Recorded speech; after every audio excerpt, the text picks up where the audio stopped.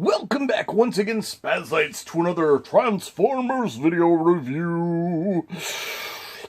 Today we have a Legacy Skullgrin, the one-time Pretender. This isn't a Legacy Evolution figure, so this one's a little bit older, but not by much, because I've only just started seeing him online.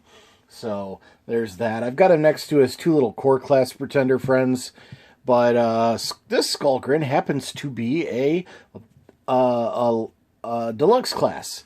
I do not have our Voyager class Autobot Pretender yet, but I do hope to get him soon-ish. No idea when.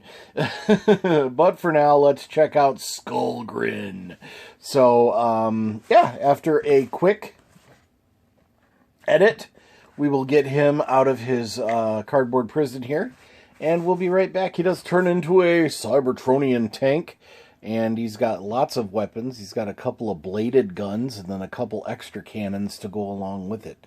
So there's that. Also, if you want to scan the QR code and read more about Skullgrin, feel free to pause right now and scan that QR code. Let me see. There we go. I had to focus on it nice and good, so pause right now and scan that QR code if you're interested.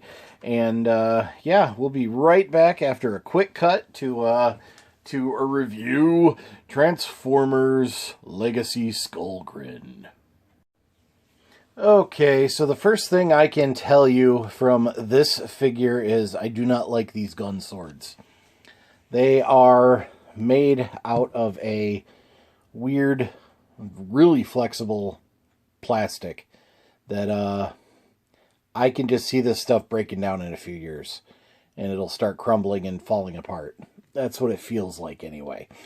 Otherwise, they look cool. I don't know why they weren't normal hard plastic guns, though. I would think that it'd be easy to do a mold of these for the harder plastic. I don't know why these are there like that. You can post them on his back with his extra cannons that actually I don't think they come off. They do come off and can be used as guns, so never mind. There is that. Let's see here. Can you combine these in any way? It does not appear so. Not in any good way, anyway. Another thing I'm upset about is they didn't add any bloosh points on the guns. Oh, you can combine them like this. Although it's kind of snug, and it just looks silly, so... Ooh, I felt that twist, that soft plastic. I don't like that. Let me see if some of our smaller blast effects can fit into the barrel of this. Not this. This. Can our small blast... Okay, so we do have a semi-bloosh compatibility here. Our smaller guns can... They can fit inside. They don't have any tips for blooshing, though. Actual bloosh points is what, I forgot who says that now. I've mentioned it in the past, though. But other than that, he's a pretty cool looking figure. He's got a ball-jointed neck, so he's got serious articulation for his neck. The only thing I don't like is that these horns are so easy to move. I really wish they had at least a ratchet, a single ratchet to hold him in place. Instead of being so loose, you give him a little bump and they close up, and then he just looks silly. But otherwise, it's pretty good.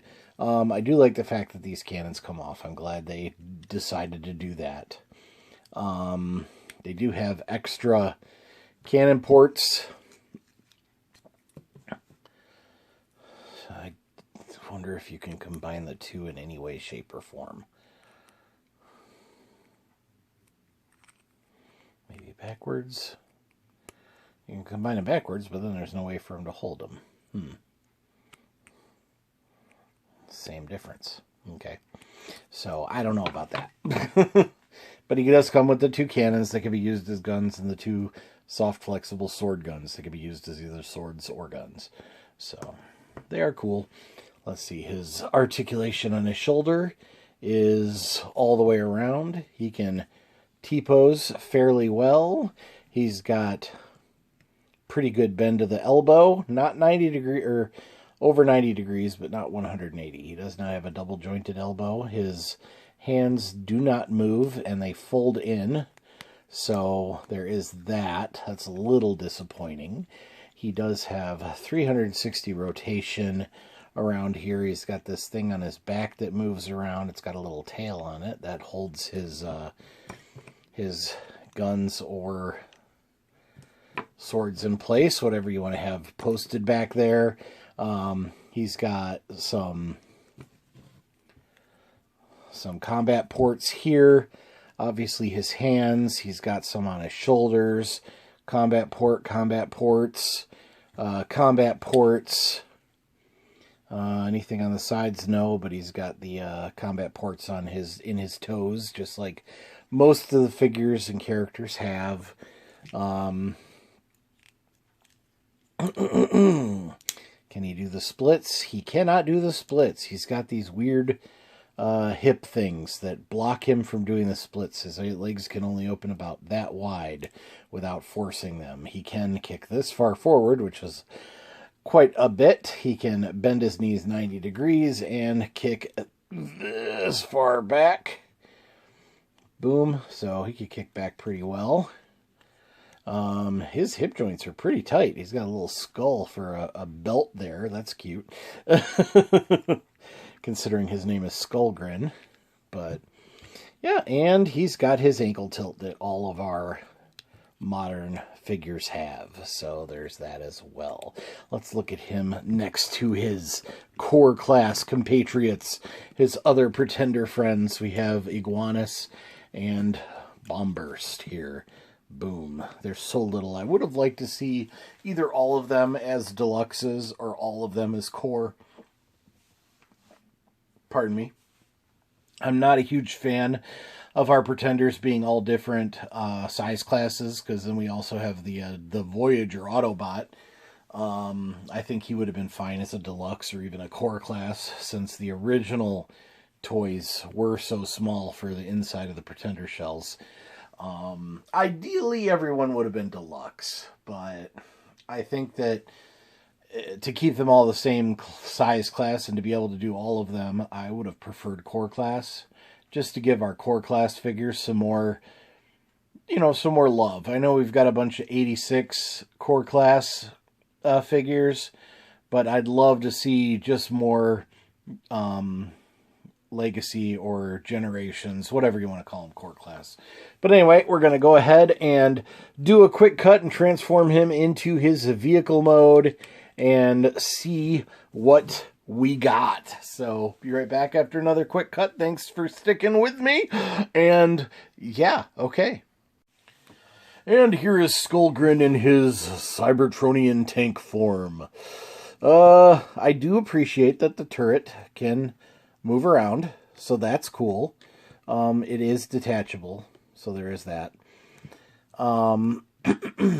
It's got a little bit of up and down movement and can do a full 360, so there is that. It does have a little tail that you can extend if you want, but that's for robot mode, for our beastly humanoid robot. The instructions say to put the swords here. They've got little tabs that are supposed to tab in there, but because of the flexibility of the swords, they don't tab in very well. And mostly to have these swords here, it's to hide all of this robot nonsense kibble, I think, because it's not a great transformation, in my opinion. The bottom looks okay, except for the obvious robot head. They do a pretty good job at hiding most of the robot, so that's good. But when you look at the side here, there is this big gaping hole. You can see through it portions, and I think these swords are just supposed to kind of distract from that. So there is that. He doesn't have any wheels on his tank mode, and there aren't even any treads in the front part of the tank. So it's not the best tank mode. I like Tarn's a lot better, even though Tarn doesn't have any moving wheels either. Tarn's tank mode is a lot better. Unfortunately, I didn't transform Tarn to match the two, or to compare the two. But here we have our Bomb Burst and our Iguanus. That's his name. He doesn't stand up. He doesn't have a kickstand, unfortunately. But here is Iguanus and Bomb Burst next to their leader, Skullgrin. I'm assuming that's the leader anyway. But yeah, that's my opinion on it. I don't really have anything else to say for it. I give this figure, the robot mode, I'm going to say a 7 out of 10.